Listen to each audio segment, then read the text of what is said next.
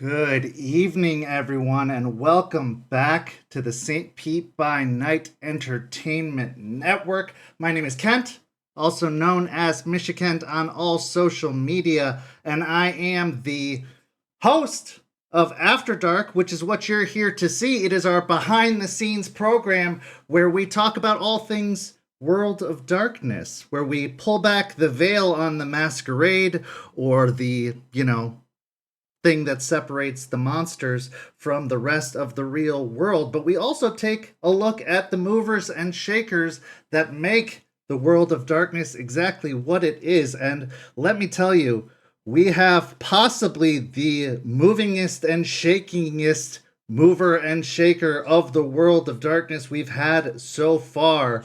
Because for the relaunch of After Dark, for the rebranding, for the facelift that is After Dark this time around for 2025, we have Justin Achilli, the creative director and co-founder of Studio Hermitage, the new kind of gaming company that is moving and shaking the TTRPG atmosphere at large, but who created World of Darkness as we know it today. In my mind, one of the kind of Goliaths that made the World of Darkness what it is.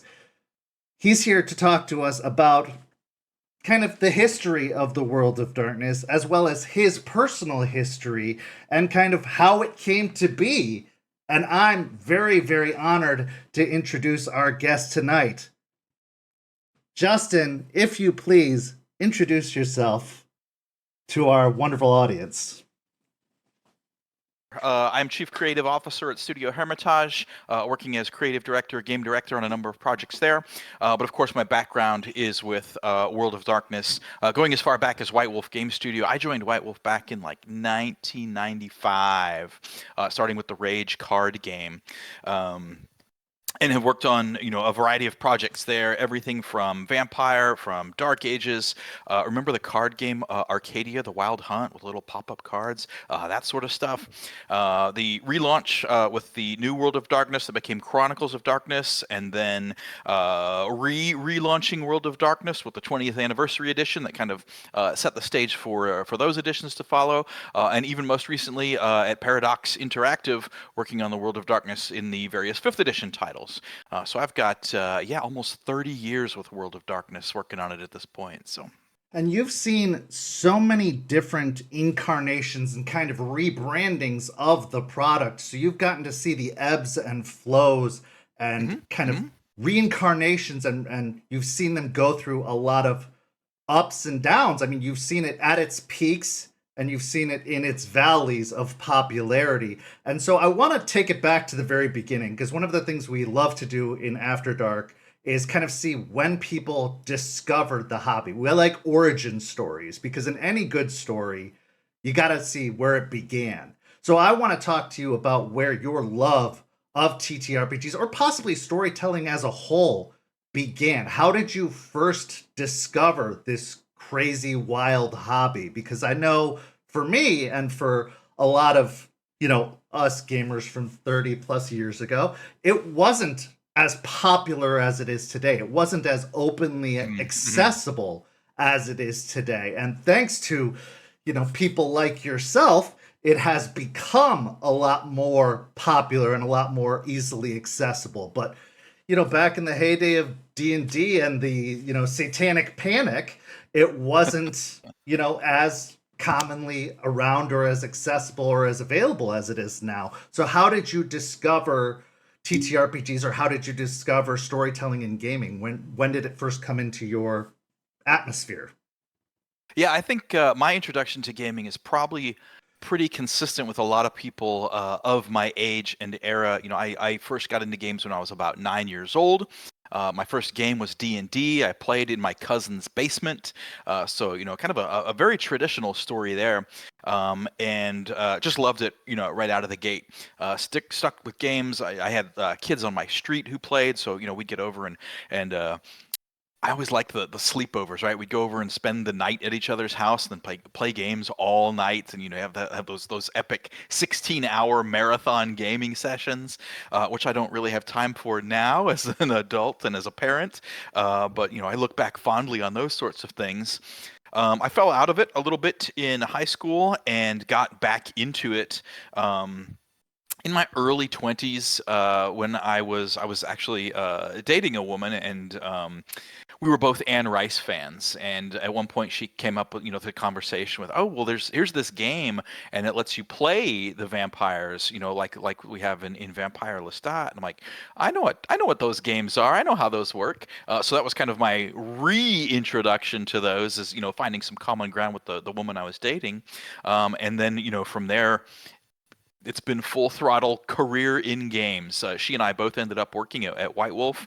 I stuck with it, and she went back to Texas at one point. When we split up, but I have never looked back. I have been in games for 30 years professionally at this point, and I still love it. In my personal time, I love making games as a job, and I love playing games as a games enthusiast. I think a lot of people would want to know, how do you even get into a career like that? Because I know when I was, interested in that kind of thing, I would look into like how that's not a career field. I think that's sort of something that's becoming more of a possibility now, that you can start to find that as like a possibility or a major in college. Now those types of things are starting to come up. Like now being a video game developer is actually a college career. But when I was Hmm. younger and when I was going to college, that was unheard of. Like becoming a games tester was unheard of, or developing TTRPGs. People would laugh you out of the building if you even thought of that. But like, how did you get into that field, having just, it being a hobby at the time, to becoming a profession that you've been into for 30 years now? How did you discover it? How did you get into it? Like, It was a bunch of luck, to be honest. I was at a live action game, and this was when Mike Tinney was running a company called Night Owl. He and Ian Lemke. Ian was the developer of Changeling for a while, of course, but he and Mike before that were working on a live action production company. So I went to one of the games that they were running in Texas. I met Mike there. He had forgotten a pair of socks, so I took him to the department store to buy a pair of socks. And just in conversation there, we talked a little bit about what he was working on. This was about the time that he was starting to move out of Night Owl and live action into the Rage card game. So I was the first employee who was hired specifically to work on the card game. And again, it was absolutely luck, right? It was right place, right time. The right opportunity was open. My background in education is not very substantial, but I had taken writing classes and psychology classes and communications classes. So all the stuff that you need to do to make a game, to communicate, rules to people, all that stuff was in place. But really, the opportunity was hugely fortuitous. and that's often the case in the entertainment industry or in kind of hobby based industries. It's Hmm. always a Hmm. right place, right time, luck based opportunity. Like if you just happen to be around the right For a people. company, right? For an established company, one of the things that I've really enjoyed watching is the rise of like desktop and indie publishing, where you no longer have to have a full company out there to get your stuff out. You can hire a couple of freelancers to do some art, some writing, and put it together yourself. So really, we're in a golden age right now for games. There is, of course, a power law distribution on those, where a bunch, there's a bunch of games out there. One or two of them make all the money, and everything else is fighting for the remaining, I don't know, 5% of the business, right? But there's plenty of time opportunity to make your game and get it out there. You don't necessarily have to be part of a professional operation. What do you think has changed most about the gaming atmosphere from 30 years ago to now? Like, obviously, opportunities have changed drastically. Because 30 years ago, you could probably count the amount of gaming companies on two hands, whereas now there are way more gaming franchises and opportunities out there. There's a lot more independent companies. Self publishing has become wildly more opportunistic. Obviously people can publish through Amazon. There's opportunities to publish elsewhere. There's a lot more independent gaming companies. There's complete conventions where people are bringing games to conventions. Obviously opportunities are running rampant, but 30 years ago there was White Wolf, there was D&D, there was just a handful of companies that were really making a go of it, and then there were a few that were trying but not really necessarily making it. So what do you think has changed most that has made that opportunity possible? It's not a sexy answer, but like the biggest thing that's changed, in my opinion, is discoverability. The other side of the coin, there's now a ton of games out there, but every game is now fighting for attention among the million other games that are out there. And because, back catalogs don't go away, you're also fighting for attention with everything that has ever existed. And all media is consumable right now. So your game has to be interesting enough that it takes me away from the video games that I've got and the streaming services that I've got and other hobbies and this, that, and the other. So that, the sheer volume of stuff out there is one of the things that has changed very, very significantly. What is it that drew you to TTRPGs more than, say, video games or all those other interests, especially at the time when video games were really on the rise? Because 30 years ago, when that was the hobby, that was also at the time when video games really were starting to pick up momentum. We did have Nintendo, Super Nintendo was starting to kind of pick up steam. Video gaming was really starting to get into an upward momentum of technology, and everything like that was really starting to take off. So how did TTRPGs really catch your attention enough to make you want to pursue it as a career and as a passion, to the point that it has really become your life's work? The thing that I've always enjoyed most about TTRPGs is they give you this imagination space that you can push the size. You can make it as big or as small as you need it to, right? Your campaign or your chronicle can be world spanning, or it can be just this alley where these two vampires at the other end, rival ends of the alley, are waging this forever vendetta against each other.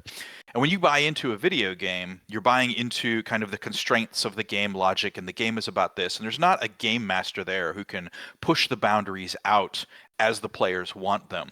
And so that to me is part of the beauty of TTRPGs, is they are exactly as big as they need to be to satisfy the people who are telling the story there at the table. And it doesn't even have to be a table anymore, right? Like you can use a virtual tabletop, or you can, play by post, or you can do a solo game, or, a journaling type game where you're building the world, and that's a lot of the gameplay there.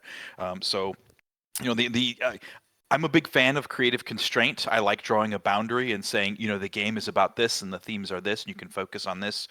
But then if I'm wrong, or if those change over the course of play, we can always move the borders out a little bit more. And nothing else does it like TTRPGs. Why did you choose TTRPGs over becoming an author? Because I found that there's kind of an opportunity there where it's a crossroads, right? Because when you become an author, you have a lot more creative control. You have this kind of control opportunity to really decide where everything goes. You really do have that control freak mindset of like, I decide, I take the reins. Whereas with TTRPGs, you have to cede a lot more control. And that's what I love about it personally, is I give up control. I like the whole kind of improv mindset of I don't know what's going to happen. That's what keeps it interesting for me, is I let it go. I let go of that control, and the players really keep me on my toes of keeping it exciting. Whereas with authors, knowing where everything's going to go, I feel like they're very rarely surprised with what their characters are going to do. Now, I might be wrong. I'm not an author, so I can't say for sure. Sometimes they do get surprised, I'm sure, but that's what appeals to me about TTRPGs. But what about for you? Like, do you feel that same kind of feeling as well? I was talking to someone the other day, and we were describing the act of making games. Like the game designer is not the football player. They're not the athlete. The game designer is the one making the football. And so the beauty that I find in it is that we're making the thing that others use to tell their story. It comes back to interactivity, right? I'm designing for interactivity. I'm designing the thing that I am making is the vessel by which people tell their stories and get together and spend time with their friends.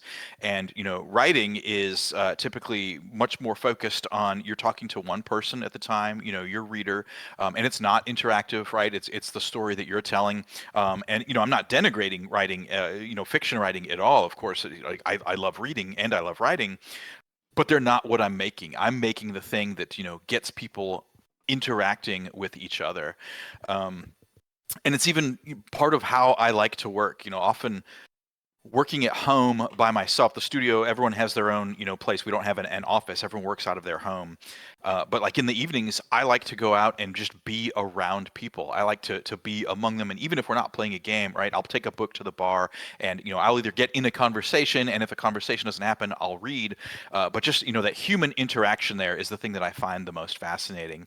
And another part of what is compelling to me is player psychology, right? Why do players do what they do? Why do people do what they do? And I sort of get to, as a designer, make things that test that, or make things that prove that, or give people the tools to push their own boundaries there, or ask questions of themselves. And so that's really what I see the designer's role as opposed to kind of the fiction writer's role. They're two very different things.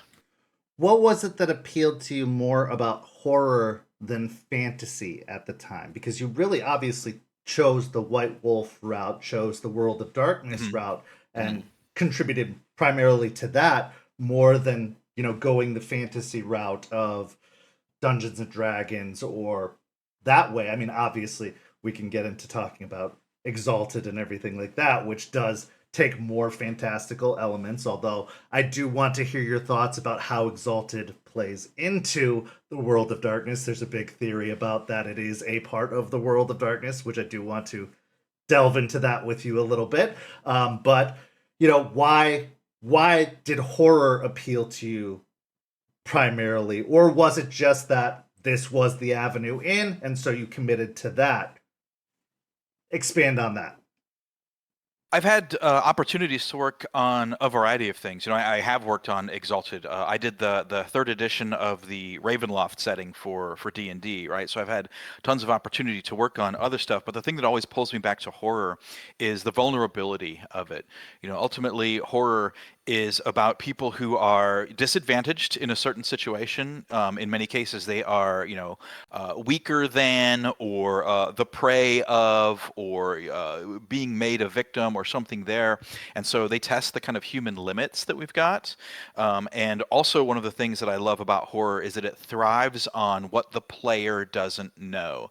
And in a lot of cases, when you're playing a game, because you're not describing every last thing exhaustively, the player kind of gets to imagine into those spaces or be spooked by those spaces. Because one example I always go to is the very early Nightmare on Elm Street movies. Like, remember the first one, and you see Freddy Krueger for like 4 minutes total throughout the movie, and in most cases, like, there's just a shadow moving through the background and you get to see the claw. And it's very different from later movies in the series where it's like, daytime and sunlight, and he's out walking down the street and waving at people, and it ceases to be horror. You still know it's the same character, but it's not making you feel the same way. And so the beauty of horror, I think, is in a lot of cases the answer is not on the character sheet. The answer is what you do in the situation, and it's a situation that has you at significant disadvantage there. And I think that's exciting. I think it's thrilling. I think it's something that's very well suited to interactive media. What do you do now? Okay, I swing the fireplace poker at them, as opposed to I charge in with my magic sword, knowing that I'm going to have the victory because I'm the hero. I love fantasy gaming, right? Don't get me wrong. It's just the flavor of it. It stokes a different. I don't have as much draw to the power fantasy that often fantasy gaming assumes. How do you feel about modern horror now versus horror 30 years ago? Because I feel personally modern horror has fallen into a trap of over reliance on jump scares and modern horror tactics that have kind of watered down horror and taken away a lot of the horror elements that I used to love. I don't care for modern horror. I don't care for like the slasher modern horror elements that have fallen that movies have fallen prey to, or a lot of horror elements have fallen prey to. I liked the way you were describing, like the old Friday the 13th, or those movies where you barely saw the monster, or Mhm. the thriller elements were building up more, and it was less reliance on jump scares or those type, or the over elements of gore or anything like that. So how do you think horror has evolved, and what are your thoughts on modern takes on horror versus takes on horror from 30 years ago, or even longer ago than that? Yeah, I think in many cases, commercial entertainment is always thinking about its audience first. And if you go back into any given genre, when the genre emerges, um, they're not necessarily doing it for the money, right? The Haunted Weekend, where John Polidori's The Vampire was written, and the Frankenstein was Mary Shelley's Frankenstein was written. These were happening because these people were trying to entertain each other in a storytelling environment. It was just them at the house, as opposed to now, when I make a horror movie, it has to not only make its money back, it has to, start a franchise. So, because nobody wants to make a one-off movie. A studio's not going to take that. And so, I mean, anytime art yields to money, those things are going to change, right? I mean, you could even look at it in the context of World of Darkness. For someone who talks about, I like when the answer is not on the character sheet. Well, I did a couple of books about, thaumaturgical powers, right? Because I knew books about powers are gonna sell, and so sometimes you have to make sacrifices to keep the train running, right? We were a publishing company, and we've got to sustain a publishing company, and so the commercial releases sustain the more artistic releases, I suppose, or the more heavily thematic investigations. Um, so, like as far as that speaks to the current state of horror, a lot of times that's decided by the medium too. Like I've done a couple of different VR games, and a lot of times VR games rely on jump scares too. Whereas I think the stronger titles lean more into exposing you to and assuming that you are submersed in that reality. I loved the Wraith VR game, right? What a super moody piece of games media there, and it didn't do a lot of ha ha boo, right? It did a lot of, oh, you're dead, right? Right. What's going on here? Who's responsible for it? There's a lot of other mystery that's happening here as well, so it's not just necessarily about you. And even stuff that subverts the expectation. Uh, Most recent Nosferatu film, the Dave Eggers one, isn't about the vampire, right? It's the Right. vampire is a manifestation of lust, and it's only there because someone else willed it into being. Absolutely. I mean, that Absolutely. probably doesn't answer your question as No, it overtly does, but there, it but absolutely does. I think you answered it perfectly, because I think that is the truth of it, though, is that sometimes you have to make sacrifices to keep the industry going, right? Like, so you're gonna make those slasher jump scare reliant films because they sell, because people will buy tickets to those, so that the industry can keep running, so that you can make the more artistic decision, the more creative movies for those who are going to be appealed to those, because they might not necessarily sell as well, but they are going to appeal to a certain audience. So you're going to make your franchise movies, the ones that are going to make 6, 7, 8 movies in a row. And obviously that's going to have a hooked in audience who are there to see, Saw 7, Saw 8, Saw 9, Saw yep, 11, yep. Saw, And the budgets for them too. Like you don't have to have $250 million to right. make a horror movie, right? Right. So I think you did answer the question perfectly, to be completely honest, and it makes sense. Now, talking about the Wraith VR game, I loved the tie-in to Samuel Haight in the video game, which brings me to another question, and I do kind of tie this into your history with World of Darkness. What is a decision that was made during your time at World of Darkness or at White Wolf that was heavily criticized, but that you stand by? So maybe a decision that you were a part of that like you stood by, but that maybe the audience or the fan base criticized very heavily, but you were Mhm. like, this was the right decision we made at the time for the game.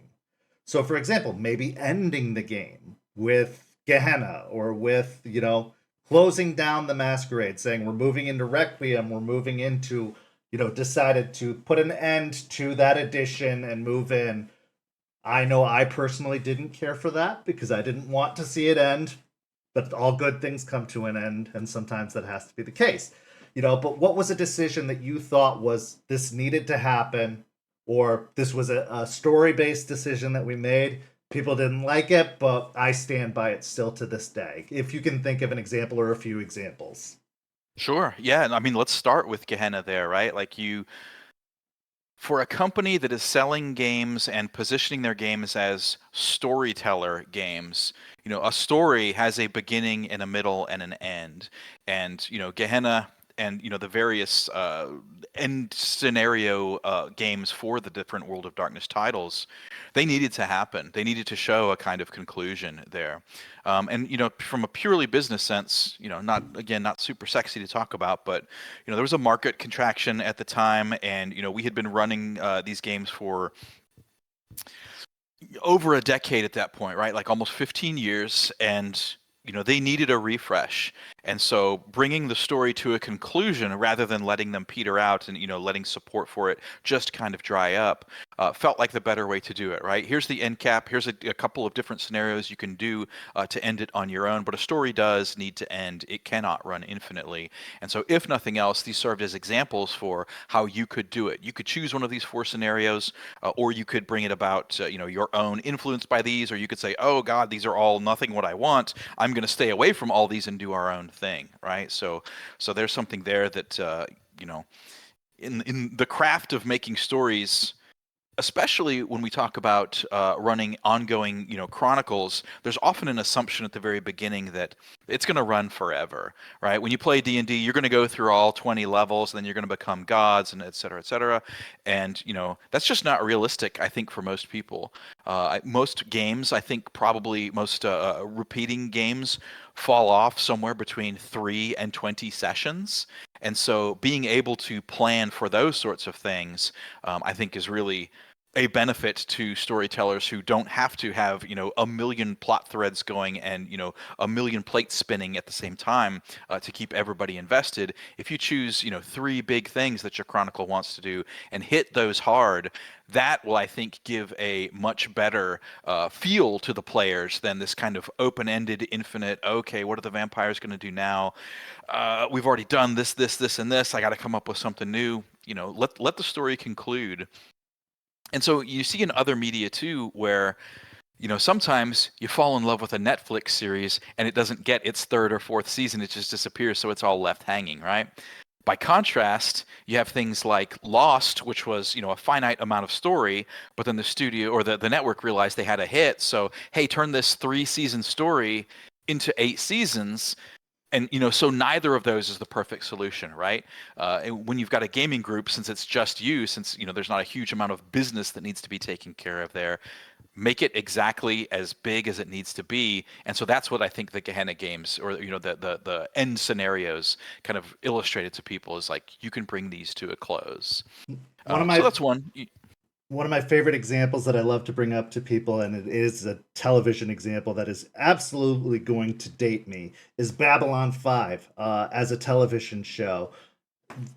J. Michael Straczynski went to a network and is like, I have 5 seasons of a television show, and this is all I'm going to do. And he presented it to them and was like, this is the show.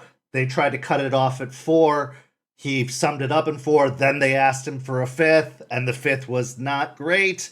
But like, you're right. Like, if you present a package and say, this is all there's going to be, then it's going to be perfect. But people do have this expectation of endless, and nothing lasts forever. And I think that, especially with World of Darkness, everything has been presented as this is going to end. Like there is a Armageddon coming. There is a, almost every story is staving off this finite, this end game. There's this apocalypse, there's this Gehenna, there's this horrible thing coming. And when you've been promising this horrible thing coming for a decade of real life time, eventually it's got to come for all of us. It's got to it's built show into up. the identity of the games too. Like Gehenna is the vampire's fault. Yeah. Right? The apocalypse is what the werewolves failed in their, Gaia-proven duty to hold back. All of the various endings have something to do with the responsibilities of the World of Darkness creature types there. So it's built into their identity. And you don't have to use it, right? Not every vampire game needs to concern itself with, and then Gehenna came and everything, blew up in a cloud of fire and blood. But it should always be there exerting its pressure on what the monsters are facing each night. Absolutely. Absolutely.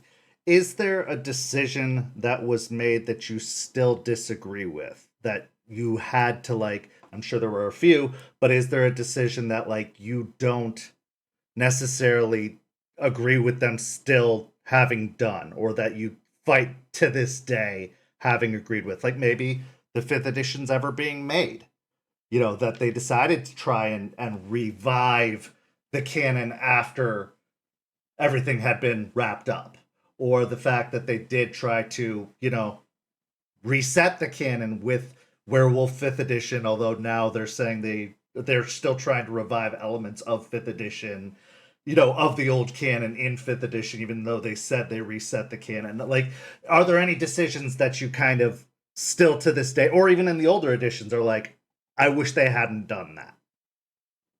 One of the ones for me going back to the White Wolf era was each developer had a huge amount of autonomy. And in my opinion, too much. Everyone kind of did their own thing, and they became these auteur expressions of the game. And so you get, these great visionary-led games, but some people were more interested in crossover than others. And I was always one of the anti-crossover group, and probably, the most hardline about that. And I think the World of Darkness works best when there's kind of this truth, this unknowable truth, and every one of the monster types is sort of a lens looking into it. And so, for vampires are just, they're dead bodies, right? They're undead. They're just meat. And so vampires don't have any business running around in the Umbra or dealing with spirits or this, that, and the other, right? You are a walking corpse that sustains itself on the blood of the living, and that's your focus. So, things like I loved the tone of Dirty Secrets of the Black Hand, but I didn't like the, kind of deep Umbra secret fortresses, and all of that kind of got a little too fantastical for me. And so with the fifth edition works, what I tried to do is go back to that, right? Is to break those down, and everything exists in its own category. And even while I was working on Vampire in the fifth edition, trying to pull out some of the earlier fifth edition stuff that made it into print. Things like Oblivion powers that let you bind ghosts and go into the Umbra and create fetters and that sort of stuff. I wanted to get rid of all of that and focus on quintessentially, what made vampires vampires. And same for fifth edition for Werewolf. We pared back a lot on what the Umbra was. The Umbra is huge and vast and unknowable and scary, which is a contrast to earlier editions, which had it more focused on a place that werewolves frequently went and was tied to their legendary and a sense of wonder. And for the fifth edition, moving them more into like harder horror, that was why you've lost the apocalypse, right? It's not a post-apocalypse game, but it's a mid-apocalypse. It's going on and it's happening, and every day you see the corpse of Gaia. You see this, your charge, your responsibility decaying ever more and falling ever more apart. And so you are a monster, and so the small victories that you can win in that, the little victories become more important than kind of the earlier edition themes, which were focused more on the legendary and the spiritual wonder of it all. And I'm not saying those early editions were wrong. Certainly not. They have spoken to a lot of people. But for me, it always comes back to the very hard horror, and even with Hunter 5th edition, you are a person, just a regular human, a regular mortal who knows this terrible secret. And so, we pulled out the imbued, and in many cases, what you know makes you a monster. If you every night are going out to fight what you believe to be monsters, and your wife sees, oh my God, my husband went out last night and killed someone, then you become monstrous in the context there. So, the learning more and protecting humanity sets you more and more apart from them, which is one of, the tragedies and ironies of Hunter there. So, my focus on these has always leaned really hard into the horror side of it, into the horror of what you are and the horror of the space of the world, which definitely hasn't always landed with, some of the earlier editions, enthusiasts of it got much more into, oh, I like Werewolf because it lets me be this hero, right? It lets me be this character, this monster of legend who's fulfilling its destiny, and Werewolf 5th edition isn't that at all. It's you living amid your failure. I loved that about all of the 5th editions, honestly, because when we were creating this server and I was talking to people, I was teaching a whole bunch of new people about World of Darkness. I was introducing 100 some odd players to World of Darkness who had never experienced it before. And I was at this crossroads where I was like, do I want to introduce them with the old editions or the new editions? And I had never played the new editions before either. I was an old edition, loyalist. But then as I started exploring the new editions, I was like, I loved how stripped down and simplified it was, because when you're trying to teach people brand new to everything, the older editions are very intimidating. Like, there's a lot there to dig into, but I did like the fact that it was just like, you're a monster and this is a tragedy. Like, what you're walking into is a tragedy. The story of Vampire, the story of Hunter, the story of Werewolf, all of these stories, all of these World of Darkness stories are tragedies. You are staving off tragedy as long as you can, but it's going to end tragically. You're probably making other tragedies along the way, right? 100%. You are someone's killer in Vampire or Werewolf, and for Vampire, we used to call it the wall of green marble, right? As you're bringing in new players, and they see 120 books all with that same trade dress. I'm like, I need to read all of this to play? No, I can't do it.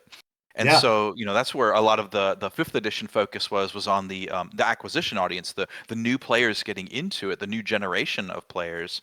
And so, I think they're definitely longtime players feel that maybe the game has left them behind or isn't speaking to them as strongly anymore, but a lot of it, I think, comes back to nothing can ever make you feel like you felt that first time when you discovered it. The first time you jumped into the pool, you remember that. The first time you were submersed in the horror of the World of Darkness, that's what it is.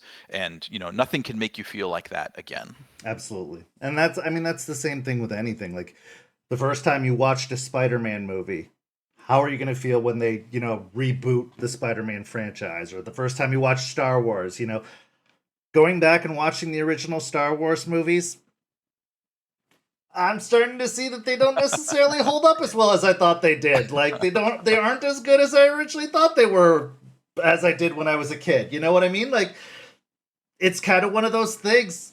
You got to think about it but again. You've lived your whole life in between them too, so you're looking at them through your lens of lived experience. And, exactly. I want to get into some of our community questions because we got so many community questions. But before I do that, I want to mention that we are doing some giveaways tonight. And first of those giveaways that we are doing, we have a custom dice set that we are giving away from Ember Fox Dice, one of our partnered vendors. Those dice that you see on the screen right now are being given away tonight.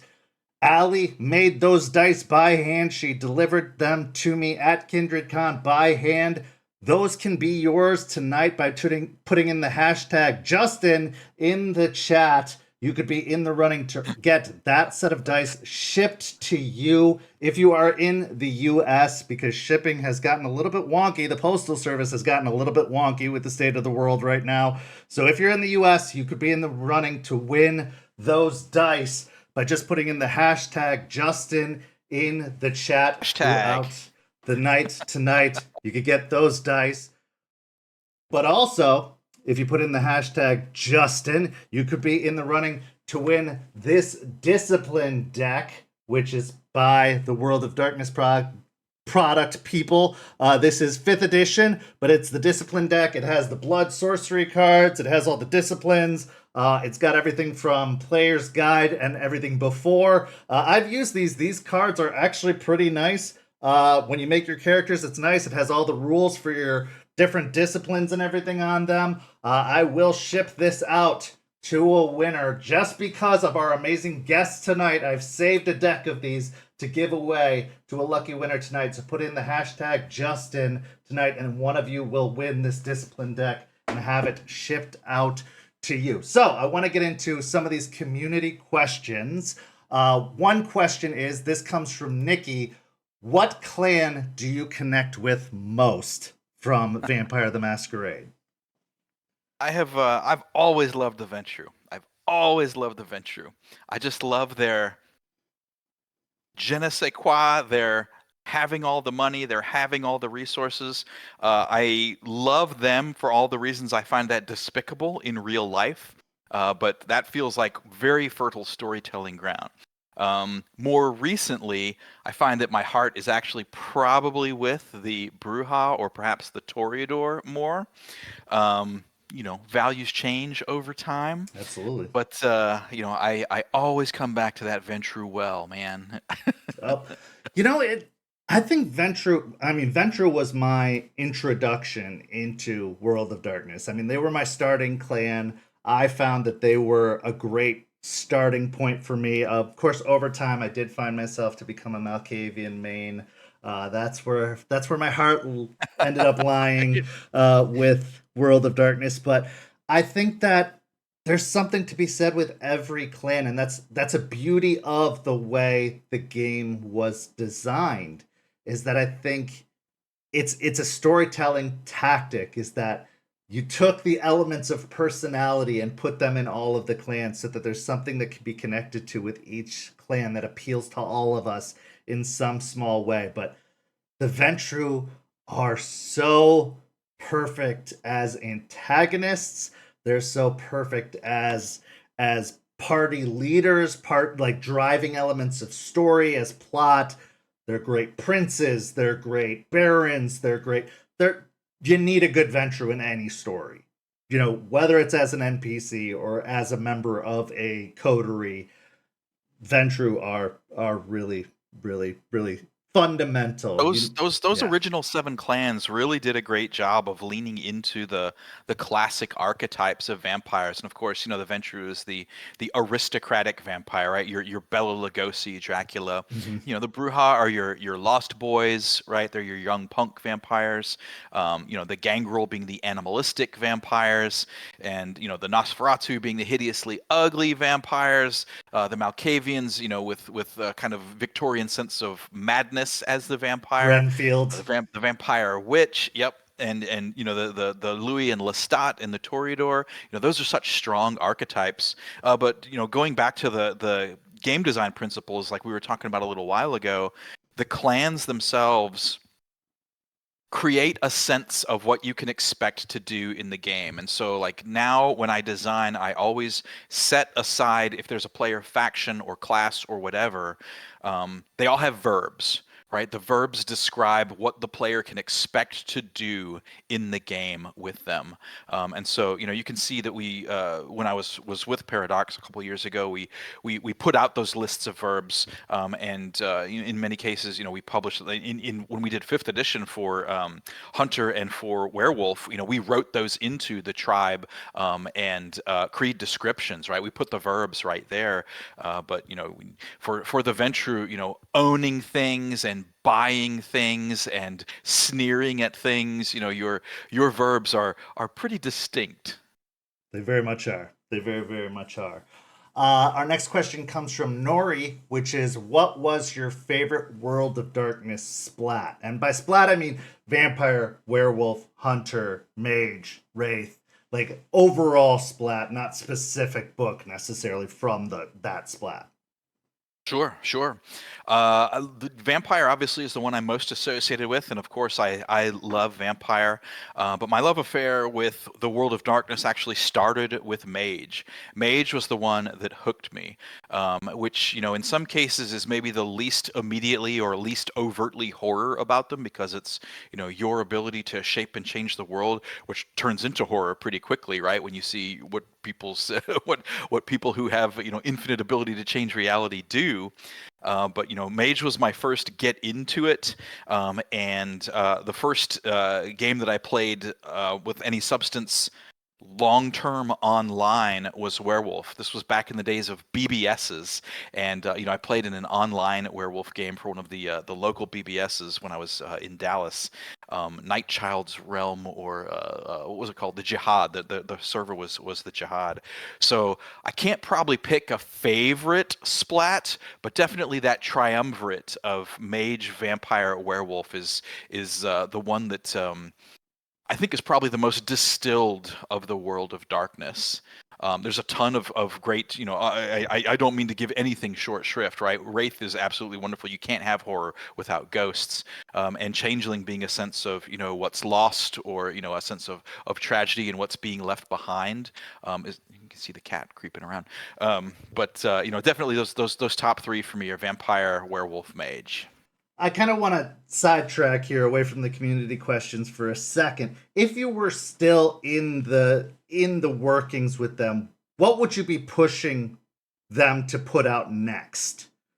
Right now, with Werewolf having been the latest release, what would you be pushing them to put out next? Because they did put out Vampire, then sidetracked to Hunter, which was a surprise to I think a lot of us. Mhm.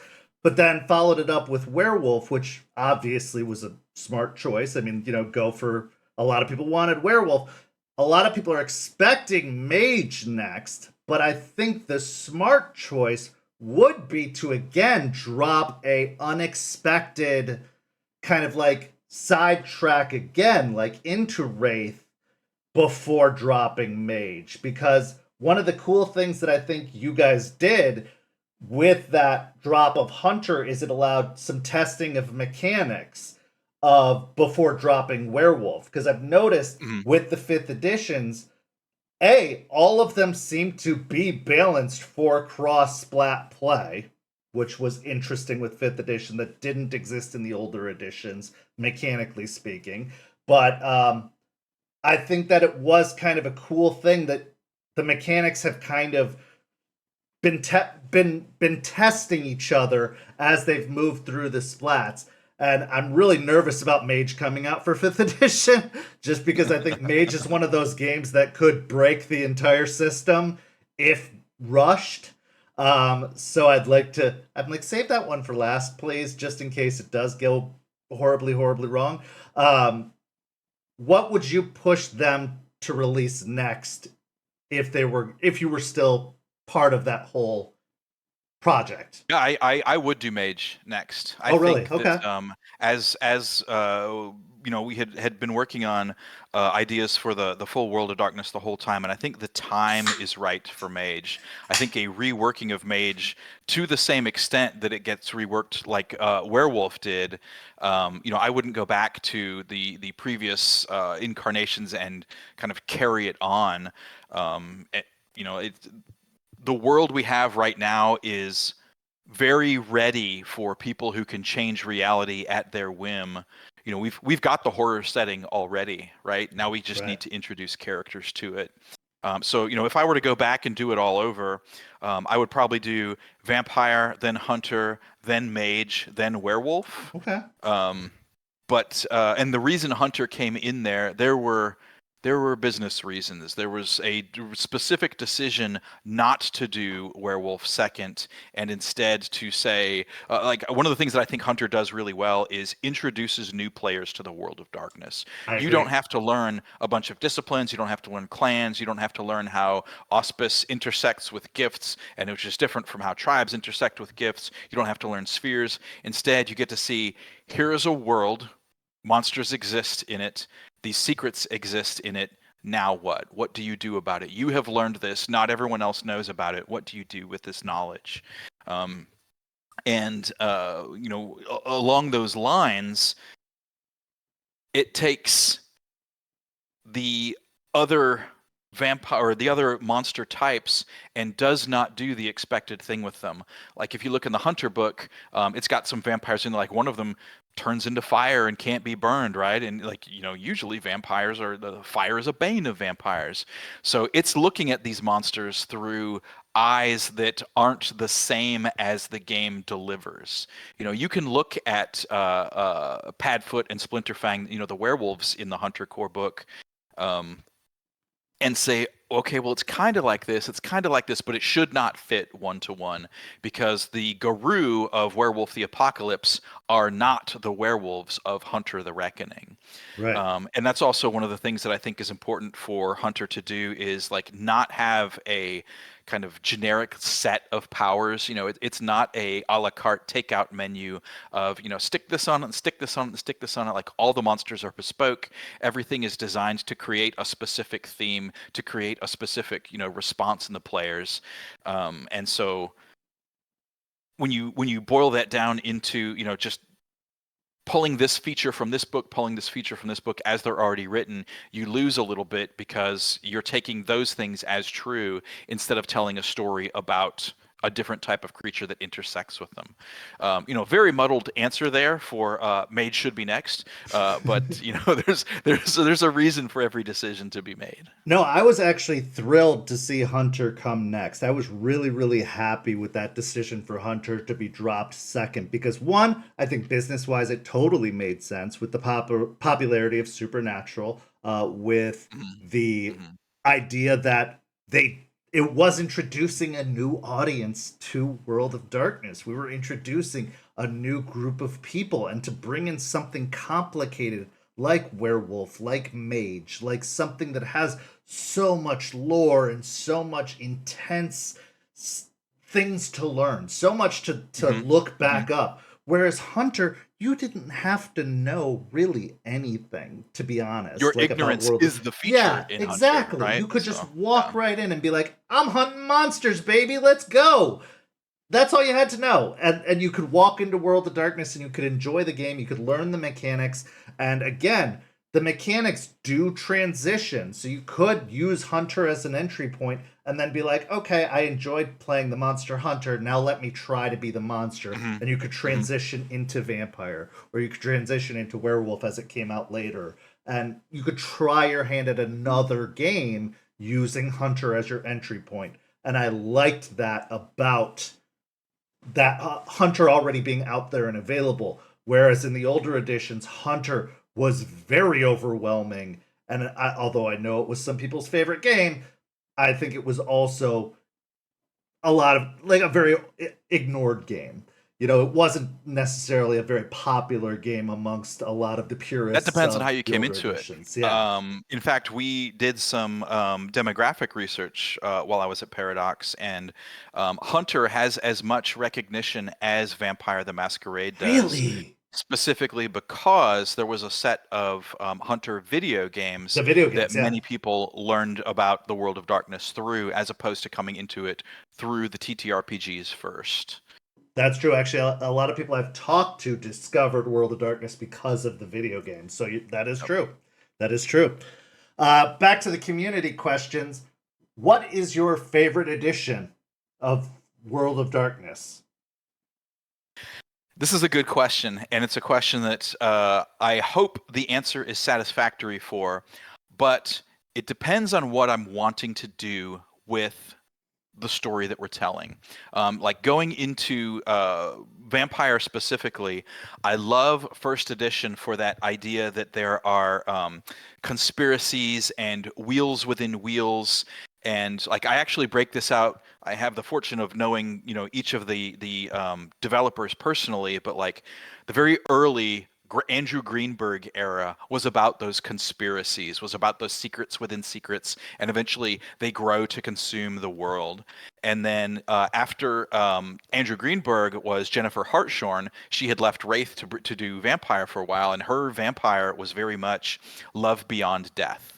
Right, was these doomed relationships because someone has become a vampire, or the secret of the world of darkness has consumed them, and the other person is on the outside. Then the third person to work on Vampire was Rob Hatch, and he did some amount of second edition, but also led the way into the third edition or the revised edition. And Rob's focus was on the vampire as an utterly alien creature. You were human, but now you have become something that looks human but doesn't relate to humans at all anymore. In fact, you need human blood to survive. You are a monster hidden among the things that you used to be. Now, what awful things will you do to satisfy your needs? Based on the people hiding them among the people you once were. I was the fourth developer, and my focus for Vampire was vampires were all junkies or substance abusers, substance addicts, and this has a lot to do with kind of my own personal history and my own substance abuse problems, but every vampire needed this thing, and they would do anything to get it. How far will you debase yourself to get this thing that's next? And then ultimately, and that carried all the way through the 20th anniversary edition of Vampire, when we collected everything and put it in one big book there, which Eddie Webb does not get enough credit for doing. He did a huge amount of the heavy lifting there. And then 5th edition I love for kind of going back to that early edition feel, but even more so. It is looking into a world of wondrous horror and realizing I'm the vampire, now what? I have just become a vampire, now what? It doesn't even pay attention to the world spanning conspiracies anymore. It is, you're a vampire tonight, what are you going to do? How are you going to get by with it? And I love that intimacy. That is the I loved how big and cumbersome and broad the revised edition, the 20th anniversary edition got. Like, look at all these bloodlines in this group and this group. And then I love, by contrast, the complete flipping of that. And you're a vampire on this street. What's going on? Right? That's what I love about the 5th edition. So there is something to love about each edition there. It depends on what you want to do. Absolutely, I agree. I do have a question though about the 5th edition, and kind of during your tenure with 5th edition, I noticed that there was kind of I wouldn't say an abandoning, but a vague kind of reference to the meta plot. Because meta plot was a big thing in the older editions, obviously. There was a lot of checking in on what the Theo Bells of the world and stuff were doing. They kind of kept updating us on what the overall state of the world was. And even in 5th edition with Chicago by Night, with Fall of London, they kept us up to date. But then I felt like there were some things where they just kind of let it go and didn't really decide to follow up, or just didn't want to give us an answer on those things anymore. Was there a rationale behind that, or a reason behind that, or was it just, we're gonna wait to follow up on that for another book or something later? Or is it just one of those, like, you do what you want with it, we're not interested in really dealing with that, or that's not a focus for us right now, or we don't, that's not what we're looking to do with 5th edition? Like, is there a rationale behind that? The most significant rationale is that there was a very big change in how people were using Vampire, and it happened very, very rapidly in the 5th edition period, but it also has to do with how people were consuming it very early on. And so back in like the late 1990s, when I was working on Vampire in the revised era, um, probably 50+% of the audience wasn't playing the game. They were buying the books to keep up with the meta plot. We were printing so many books, again, because we were a publishing company, we needed to print books to stay alive, that these books became almost periodicals. They became almost like this monthly installment of what's going on now, or where are we shining the light now. And then that stopped. Right, we switched over to do New World of Darkness, became Chronicles of Darkness, and then when CCP bought the World of Darkness, the focus was entirely on making the MMO, and so there wasn't as much support for the tabletop role-playing game. And then we changed that when we did the 20th anniversary edition. We said, hey, here's a new edition.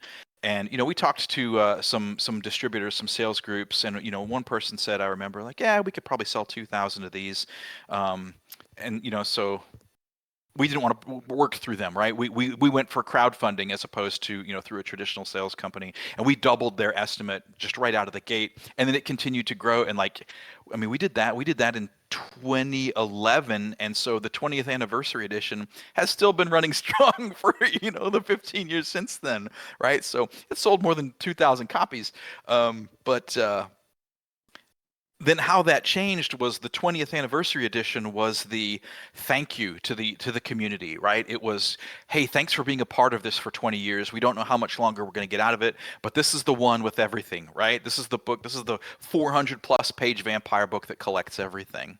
And then when the change was made to 5th edition, it was different people, it was a different group, and the intentions for it were different. What they wanted to do with the 5th edition then was to do a new edition of the game and then have it live on through these experiential periods of play. There was the intention to drive a lot of it through LARP, where the live action games would be steering the events or showcasing these events. And so yearly, things would change very significantly. It was very early on, 5th edition was tied to a progressive meta plot. But then, for a number of reasons, COVID happened, and that creative director wasn't with the company anymore, and the focus for, blockbuster LARP is not a way to, to sustain the publishing side of this.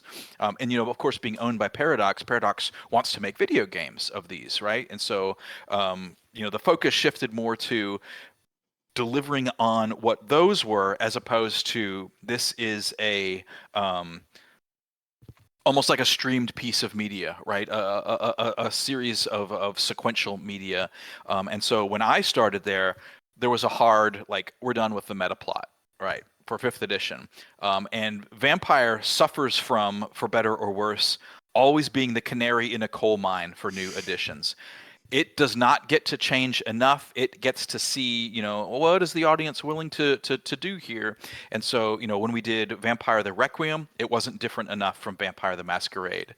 When Vampire the Masquerade 5th edition came out, in my opinion, it was not different enough from its predecessors. Like, it should have done like we did with Werewolf, made a hard break and said, whether it's different clans or, only 7 clans or, whatever, just make the clean break, focus on the themes that you want there. So it tried to serve, I think, too many, at the time that it launched, it was trying to serve too many masters, I believe. I couldn't agree more, honestly. Like, it felt like there were too many kind of disagreements happening at a time, because when they released the original 5th edition book, it seemed like that was the direction they were going. They were like, we were going to do the core clans, but then they released the supplement with the other clans, and it felt like there were just too many grabs of different directions of, like, they couldn't decide what they wanted to do. And then it felt it was because different people were handling it as well. Yeah. And I say that about Vampire, and I'm not saying anybody did bad work No, at no, all, no, right? no. I'm not saying that at all. No. For example, at one point, almost all of the World of Darkness stuff was being done by Onyx Path, and Onyx Path at that point was not Paradox, and so it was developing this in a direction that was different from what Paradox's business objectives were. And so, you've got then the owner of the IP saying, here's what this is about, we're making these games, and then the person, the group that is publishing the material that is most quickly making its way to the audience, that is, not always in alignment there. So you get, a little bit of creative, it feels like it's going in different directions.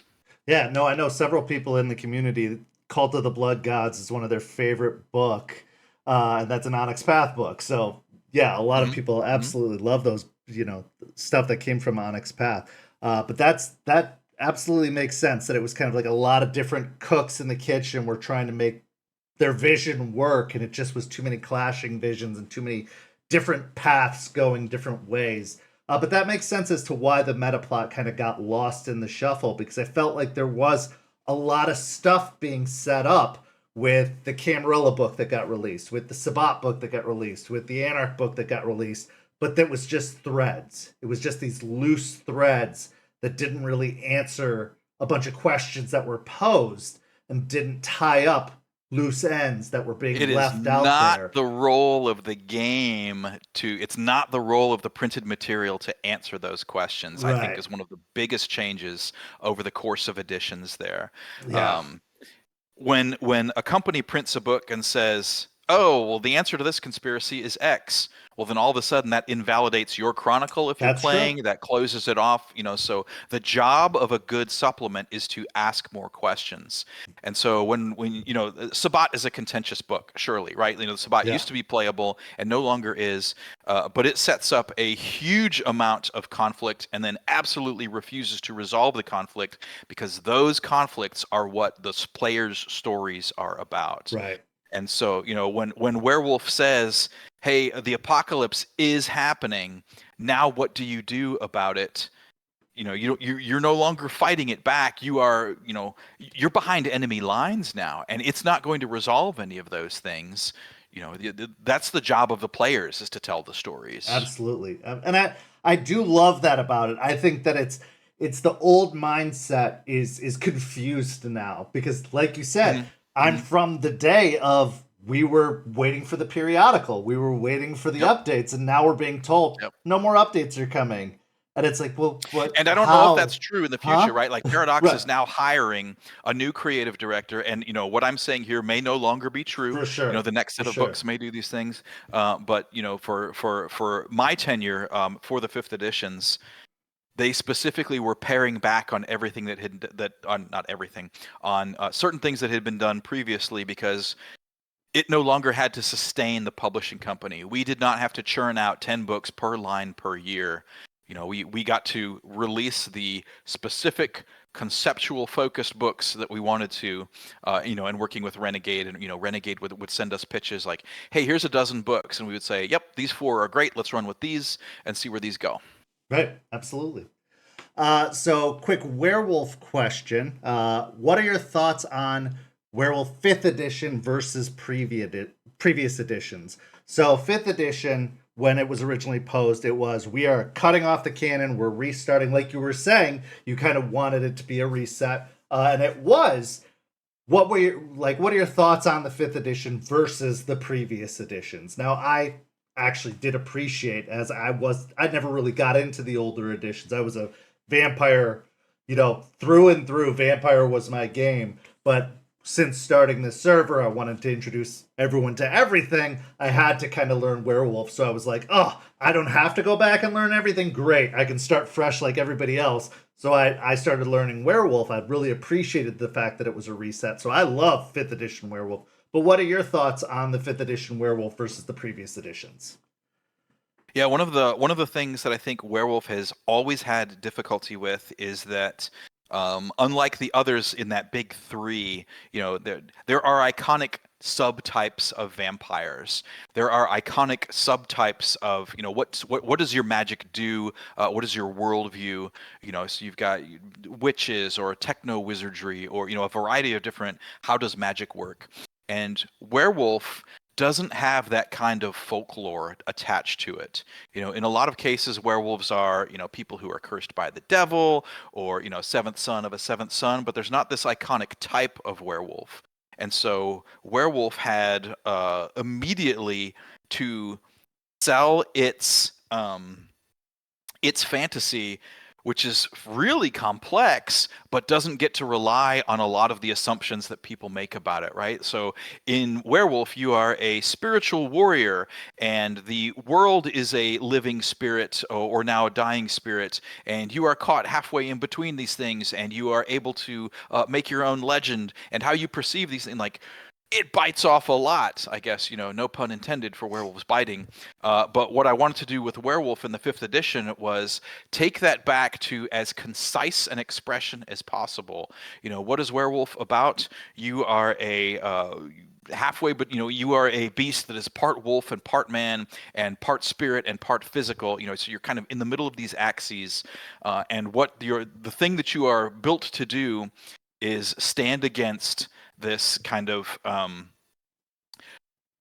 consumer corruption, right? The world is a finite place, but the people occupying the world want to just take and take and take and take, and you are standing against that, and that's what makes you the monster.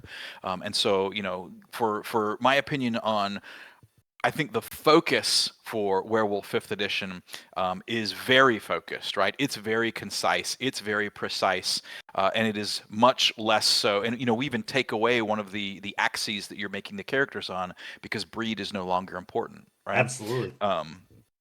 And so, I love Werewolf. I love the history of Werewolf. It, again, is one of the first games that I played online for World of Darkness.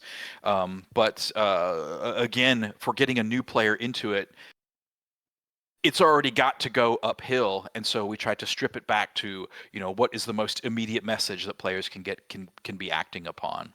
Well, and it made it very accessible. It took away a lot of the more culturally problematic elements that some of the older editions had, because obviously World of Darkness was a product of its time. If we could turn back time, I'm sure there's a lot of things we would have changed about some of the older editions if we knew then what we know now, but we didn't. It was a different time, it was a different age then. We were doing with what we knew back then. We're here now. You're doing what you know now, and I like what you did with Werewolf. I like what you're doing with Vampire. I like the way we are modernizing the material, and we're not trying to say, like, no, we were right then, we're going to be right now, and, forget what the world is changing. Like, we're going to be stubborn about it. Like, no, we're going to adapt so that people can still feel comfortable with the material. We're not going to be stubborn about it because we're diehards or anything like that. No, we're going to make it accessible, and we're going to still be, we're going to be conscientious about societal, things. And so I did like that about Werewolf, is that they did try to still be very accessible about it. And so it did make it a comfortable and accessible game. And I liked that about it a lot. What werewolf tribe do you identify with most, since we did vampire clans? Yeah, I think probably Bone Gnawers for me are the ones that are most appealing. Absolutely. Do you get to participate in World of Darkness games anymore? Do you even Yeah. Oh yeah. Okay. Do you? Yeah. Where I am in North Carolina, there's a really strong local games community that was even better than when I lived in Atlanta and was working at White Wolf. And so like every year, once or twice a year, there are specific events that one of these game groups runs, and I always host a game for those. I don't play in as many like long-term chronicles as I did previously, and a lot of that just has to do with available time. But like I love three-story arcs. I love, kind of, hey, here's a sandbox. What can we do in it? And so, I'm not doing as much long-form stuff with it anymore. I like when they are not one-shots, because one-shots, you basically. Are we okay for language here? Yes, please. Because one shots you often get the fuck it's, right? Like you don't, you're not coming back to the character, so like, yeah, sure, whatever. I set everything on fire, then go skipping out of town. Yeah. I like when there's 3 to 5 sessions where you can have consequences, where you can start to build things, of lasting meaning. And so those really are the sweet spot for World of Darkness for me right now.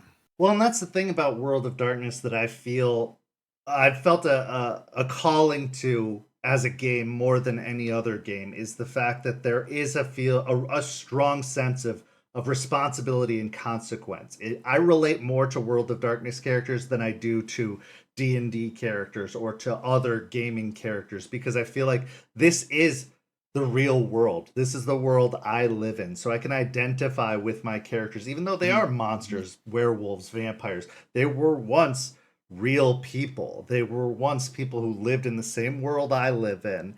And so they know they had family, they had friends. They are affecting the same world I live in. And so I try to think with the same sense of consequence that I have in my everyday life. So Mhm. you're right, like with that one shot mindset of like, fuck it, burn everything down, your character wouldn't have that. Like they aren't living in a one shot. You, the player, are living in a one shot, Yep. but they aren't. So Yep. why would you still play them that way? Like, And that's not necessarily wrong, no, right? Like yeah, for that's what the sure. game is letting you do. The game is letting you try on another life. But that's, I think the beauty of sequential games is that you do get the consequences. You do get, your trouble stacks over time, or the things that you accomplish stack over time. Right. And I think that World of Darkness personally should not be played as one shots. Like as a system, I don't think World of Darkness is built for one shots personally. I think as a system it should be at least a 3 session arc. Uh but that's a personal preference thing. Just because of the sense of consequences and morality and everything having to deal with that. Yep. Do you prefer to storytell or do you prefer to be a player? Both. Storytelling. Part of what has always drawn me to this is the world building. Right. I like setting up the diorama and then turning players loose in it. But there's also a joy and abandon in being able to go and play and do stuff in the amusement park, right? And to be able to play and to take part in, as opposed to always feeling like, there's a managerial aspect to being a storyteller, and sometimes you don't want to do that. No, no.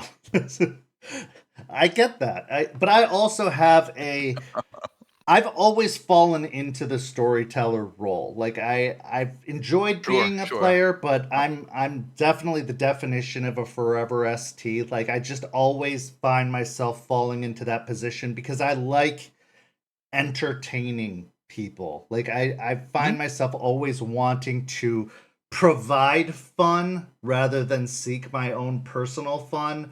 And I love like creating an atmosphere. I don't want to hyper focus on a single character.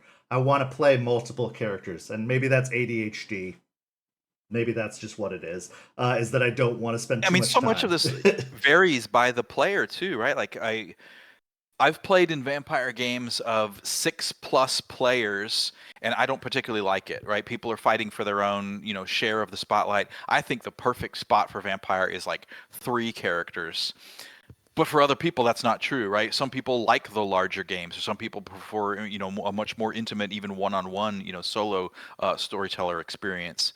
And so, finding out the type of story you want to tell is as much of the, mastery of the game as character advancement, or learning the rules or something like that. It all comes back to the story you're telling. What's the best venue for it? Absolutely. Absolutely.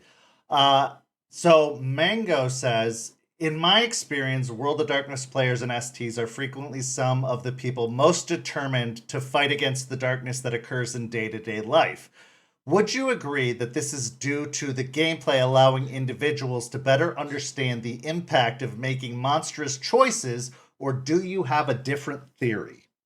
That's a long winded question, but I'd be interested No, to it's hear your it's a thoughts. good question, and part of it is the game itself. The rules set up situations that allow you, encourage you, and even demand that you be bad, but then you're punished for it. You realize the consequences immediately. And so, if it was just a game about constantly being awful, the world sucks and you're this jerk who's in it and you're only going to make it worse, like that wouldn't be, there's not much of a game there, just of this kind of series of mindless atrocities. Ugh. And so, that's why there are systems like Frenzy. And, Frenzy makes you do awful things, but then immediately saddles you with the responsibility for them.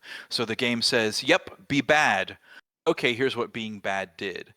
So, you kind of get the catharsis of, that moment of, Werewolf is the same, right? When you frenzy or when you go Krenos and lose control, the monster comes out, and that's why these are games about being a monster. But then the game systems that make the consequences for those a real part of the story are absolutely critical there.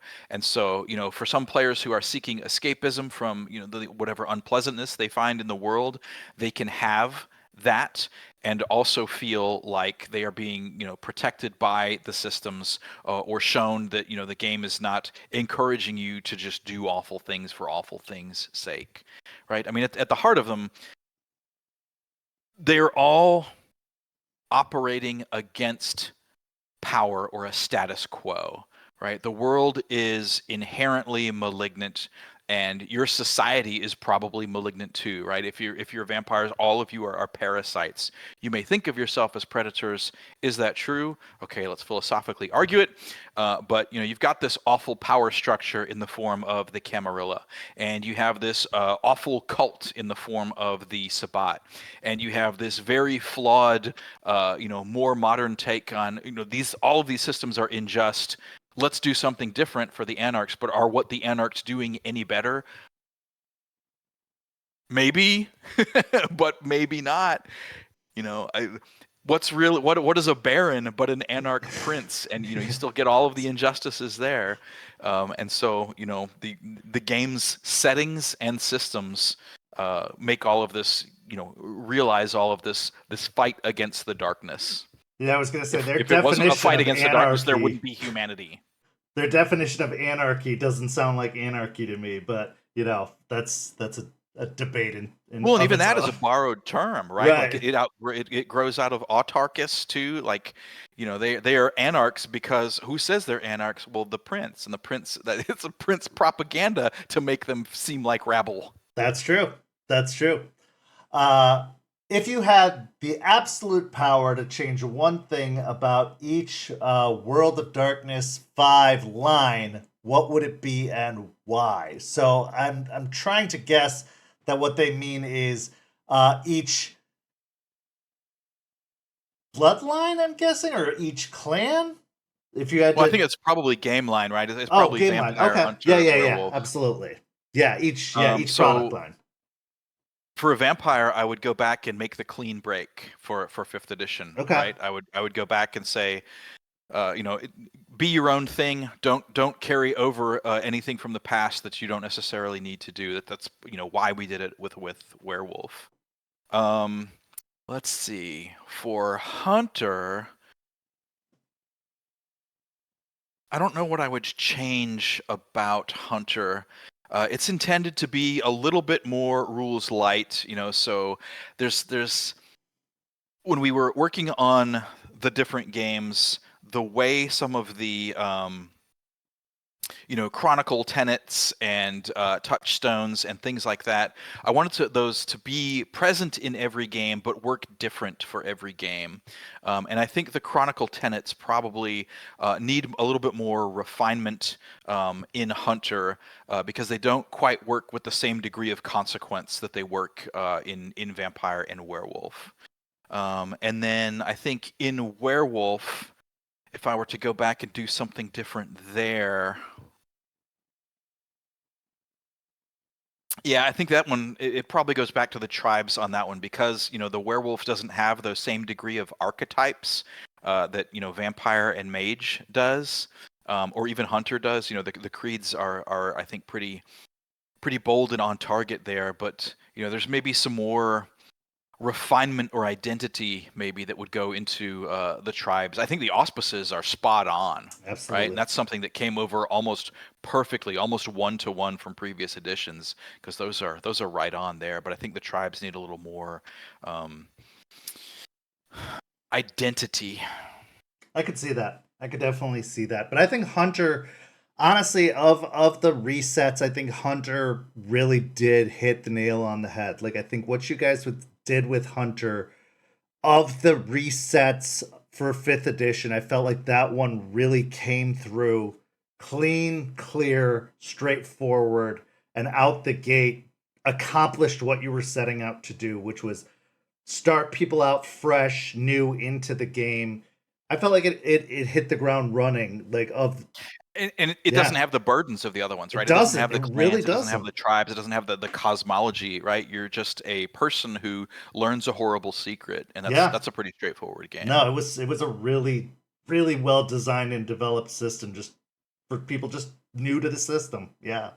I absolutely agree with that. With the varying changes to the mechanical systems over time that were introduced as White Wolf games iterated editions and entered into other genres, like with the Aeon verse and Exalted, were there any particular aspects, mechanically or lore wise, that you were particularly happy to include or remove as part of the development process? This question comes from Magus. Yeah, breed I was really happy to get rid of for Werewolf, right? That was something that I think was just a relic of a different time, and I think it was well intentioned, but I just don't, I don't think it particularly aged well there. So that was, I think, a good thing to get rid of. I'm still not happy with how combat works, and I think part of it to me too is that I see combat in horror as something that is not as tactical or not as focal as it is in things like fantasy gaming. And one of the ways that I tried to realize this is, when I talk to writers or other creative partners, there's often not a lot of combat proper, but there's a lot of violence. And so, there's not a lot of move and counter move and, here's this action and here's how I react to it. Instead, like, you break the guy's arm, or you shove the person off the roof, or you hurl them down a flight of stairs. And like, the violent interactions in World of Darkness, I think, should also themselves be horrific. There's a lot of players who seek combat because the feedbacks in combat are good, right? When you're doing well in combat. When you knock somebody down the stairs, you are winning the combat. But in horror, like, most people spend their actual lives trying to avoid getting their ass kicked, right? And so in horror, all of this should be even spikier, should be, even more horrific, should be even more monstrous. Almost all of these acts of violence should come with moral consequences, or you might acquire stains if you behave certain way, if you behave violently in Vampire. And so I have always wanted more of the terrible immediate thing happens and less of the back and forth of combat. So that's something that I think no edition, I haven't been happy with it. I know there are plenty of players, especially in older edition, like Werewolf was the combat game, right? Werewolf had, it even had Werewolf martial arts, and you would transform in the middle of combat to take advantage of the forms because you had this malleable ability to take wolf form or Krynos form or human form. And like all of that, if I were to go back and redo it, I would take all of that out and instead focus on, yeah, you are a werewolf, and yep, no problem. You bite the guy in half and his blood is trickling down your throat and you've satisfied your bloodlust. Let's look at that more than, individual maneuvers, or I get 2 bonus dice when I do this. I actually appreciated in 5th edition Werewolf how the combat systems seemed a lot more simplistic than the older editions were. Because I agree with you. Like, I'm not a huge fan of the combat system being used in the storytelling system as a whole for World of Darkness. I actually stay away from combat as much as possible in my storytelling for World of Darkness, and when it does happen, I try to make it as cinematic and brief as possible. So I was a really big fan of like the 3 rounds and out, or the Yep. one roll off. Like, I'm gonna describe it as brutal and visceral and horror based as possible, and then just get to the end of it as quickly as possible, because I prefer And the some like, people like the more yeah, substantial combat, oh for but sure, and this is we're never gonna make everybody happy with it. no. But when you try to make everybody happy, you end up falling down. You get this thing that like no one is happy with. No, for sure. But I like the like organic interactions, the emotional interactions, the arguing, the like screaming at each other, or the like veiled threats. Like that's the game for me. Yep. I could do Yep. that all day long. Like the social combat I could do all day long, but the actual dice rolling back and forth, describing fights, oh god, no, I can't Well, it do it. always slows down the game part of things. And, for some people that is the appeal, right? That is Yeah. there's a reason shooters are popular in video games, right? Because, you know when you're doing well. Because the game shows you, here's your KD ratio, right? You've done great. And here's the, headshot and there's blood everywhere. And, Werewolf is kind of celebrates that kind of stuff. But also like the intention for the 3 rounds and out system there is to get you back into the horror. It's when you go Krenos, you've got a finite period of time before it all goes to shit, or yep, and that was done, right? Right. It didn't take 5 seconds and it was over with. Ugh. Let's see. Gary, Indiana was, and still somewhat is, such an interesting choice for much of the older setting's focus. What was this inspired by, and what drew you and your teams to this place? Yeah, that's Gary, Indiana actually predates me when Mark Reinhagen and Travis Williams, like the original group of White Wolfers, were going to Gen Con one year. And they were driving up from Georgia, and this was when Gen Con was still in Milwaukee. And they went through Gary, Indiana, because you kind of go up and over. And I remember them talking about Gary is Rust Belt America, right? Here's the city that was left behind by all of the promise of the industry that had at one time been there. It did well enough to get up and going, and then all the money left, right? And so what was left behind was kind of a broken promise, and it felt like, I remember Mark talking about this, the dawning on him idea was, you are the monster, you are the vampire. And as they were going through Gary, Indiana, and seeing the kind of abandonment of a lot of the city structure itself, that's the perfect place for vampires, right? Who exists in these liminal spaces? Vampires do. The monsters are lurking in the shadows. And that also kind of takes me back to the idea of, I love music, and talking about the music that informed Vampire, a lot of Joy Division, early, post-punk and early industrial and, early new wave, and the gothic side of things as well. And Joy Division hit a lot of those, but Joy Division is, I think, quintessentially urban music. It is the music of like Manchester. And while the US doesn't have Manchester, here's that feel of alienation. People are strange when you're a stranger, and when you're a vampire, you are a stranger, right? And so, the music makes you feel like you're on the outside, and the aesthetic makes you feel on the outside. And it's not, this giant Tim Burton land expression of things. It's just kind of a rusted out shell of the American promise. Well, and it definitely makes sense too as like a staging ground or a retreating place to the grandiose nearby place that is Chicago. When they talk about Chicago by night and they talk about like Maxwell being driven out of Chicago by Loden, like where would he go? A bombed out place like Gary, Indiana makes sense. Like a nearby place that is, like you said, the broken promise of America. Like there's a story to be told there of like going from a grandiose place like Chicago to a not grandiose place, or a kind of like a ruin of what could Well, it have exists been. in the shadow of Yeah, Chicago, right? If you exactly. think of the grandiosity of Chicago and the big city, and the shadows cast by Chicago, those shadows fall on Gary, and that's why it was such a central part of it. Oh yeah, the story is told just in the architecture of it itself, and it reflects the story they're telling with the characters as well. Like, and that's something that is just so genius about the writing that all of you did, is that you thought about it in all of those elements. And in your writing and their writing, you did take it that much further. You thought not just with the characters, but you thought about the elements of landscape and setting and these things so much. And that actually ties into the next question as well, which is, what is a city you've always wanted to incorporate into the world of darkness, and which line would it be associated with, and why?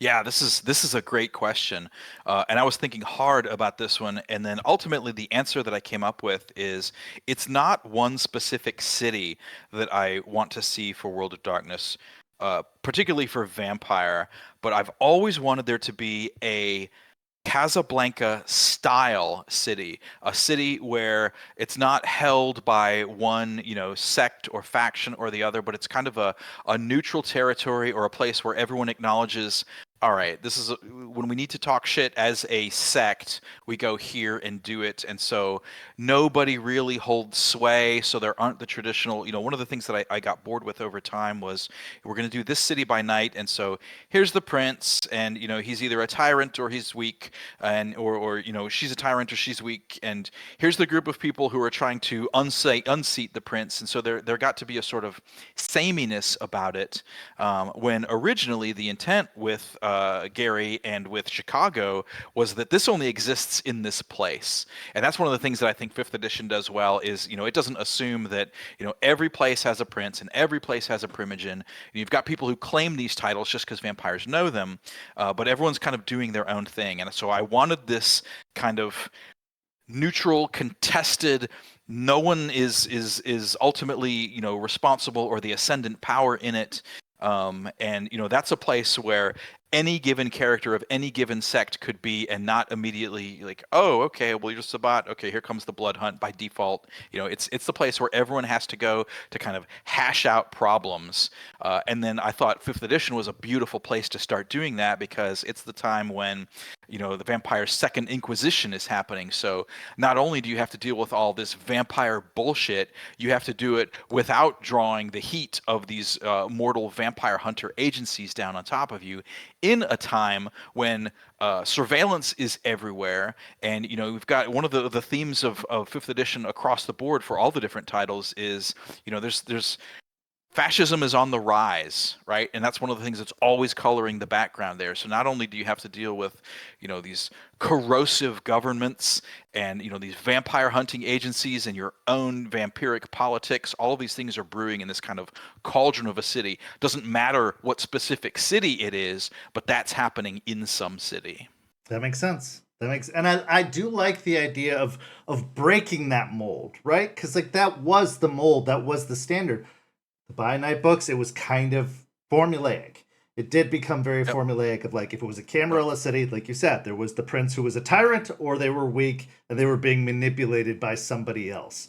Or it was a Sabbat city and there was the bishop or the archbishop, and it did become very like paint by numbers, to the point that that was being reflected in the chronicles as well. Like, okay, here's your Bishop of Detroit or your Prince of Detroit, Michigan, and and even to the point that even small towns that had no business of having a prince, but when people would run their games there, they would build it by the paint by numbers formula that they had been taught or had hammered into their heads for so long. Yeah. Because in that first example always anchors it in your mind, right? If you don't know, if one example exists and you don't have 3 examples of these things of what they could be, then you just gravitate toward the thing that you have the model for. Right, absolutely. And so having these other options kind of shake up the mold would have been really nice to see, and would be nice to see still. And so I can see the genius of that, or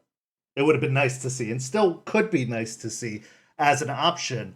What historical figures do you associate with each line? Vampire, hunter, werewolf, etc., and why? So we'll just, for expedience sake, can you pick one per line that you might want to say for like one vampire, one werewolf, one hunter, just for expedience sake? No. No. In fact, I don't like when we grab a historical character and make them a vampire or make Okay. them a werewolf or something like that. One of the things that I really wanted to emphasize throughout development is that humanity is responsible for itself. There isn't an overarching vampire conspiracy that is steering the world, that is making it this awful place. All of the things that are happening in the world are happening because we have people making those decisions or supporting those decisions or informing or performing those policies. And so all of the world of darkness creatures exist in the shadows here, and they like to pretend that they're greater than all of that, and they like to pretend that they sway governments and that sort of thing. But ultimately humans are responsible for their own fate, and I think it's I don't like to suggest that historical villains were only that way because they were a vampire. Humanity can account for its own crimes. I actually really can appreciate that. You don't want to pass the buck on to this idea that there was like a monstrous element, that you want humanity to take responsibility for the shitty thing it did. Whereas kind of this and it did happen a lot with Old World of Darkness. They painted with this brush was, well, the Nazis were Nazis because the Tzimisce were influencing it, or like, this was happening because of whatever, or they had a part in it somehow. Like, no, they were shitty. They were shitty, and it was shitty, and it was bad. Maybe they were being benefited because of this, but no, it was shitty because humans are Yeah. shitty and capable of shitty things. Like, Well, I think humans are wonderful and are and they capable could of be, wonderful yeah, of things, course, but in many absolutely. cases, like the awfulness rises to the surface, right? Like Yeah. we are constantly betraying ourselves, and that's one of the core that's why all of the World of Darkness games assume that the players are agents of change and are there to challenge the status quo. Right? You don't have any World of Darkness games that happen in utopias and how vampires fuck up the utopia, right? You have vampire games that happen in places that have problems, and those problems create these interstices where the vampires can hide and thrive. Yeah, absolutely. One thing I also liked about 5th edition was the biggest danger to the monsters, which was never the case in the older editions, was people. And this was Hmm. something that you did really, really well in 5th edition, because in the older editions, people were almost like playthings to everything. Like, normal people were just set pieces a lot of the time. But by scaling back and, in a lot of people's minds, nerfing the werewolves and vampires and whatever, which I was fine with, to be completely honest. I felt like it got absurd with some of the 10 dot abilities of like opening the gates of hell if you're a Bali or whatever. Like, my God, it got insane at some points. I kind of like that it became a lot more grounded, a lot more practical with 5th edition, that these powers were reasonable and believable. I like that humans were still a very strong threat, that they Hmm. could see and hear and process and understand things were a little unusual, and it wasn't just a matter of like, nope, nope, nope, nope, like we can take care of that and make that disappear. No, there are very real consequences to every little thing you do. The chances of getting caught are very real, and very, like, humans are the biggest threat to anything you do.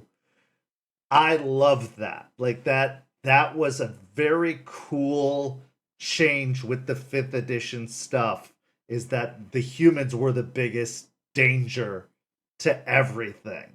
And I loved that about it. But yeah, I like that. I like that answer. I really do like that answer of like, instead of attributing all of these historical figures to the world of darkness, let them be human. Let them be Yep. responsible for their own actions. That's a really good answer. Um, what are your thoughts on the common criticisms that fans of older editions of the World of Darkness have tended to levy against 5th edition? Yeah, that one I think goes back to the idea that if you are a long-standing player and a new edition comes out, you are always going to compare the new edition to your preferred edition or the one that came from the time that you got into it. You can't go back home again, right? You cannot have a first time again. And much of the focus of the fifth edition is that this is many people's introduction to the world of darkness. When I was at Paradox, and I don't have access to this demographic information anymore, so I don't know if this is true anymore, but the acquisition audience is the biggest audience. There are more new players coming into World of Darkness than there are veteran players continuing to play. And so the games then focus on bringing new people into the World of Darkness, showing them the world, making changes that can allow long-standing players to experience this anew.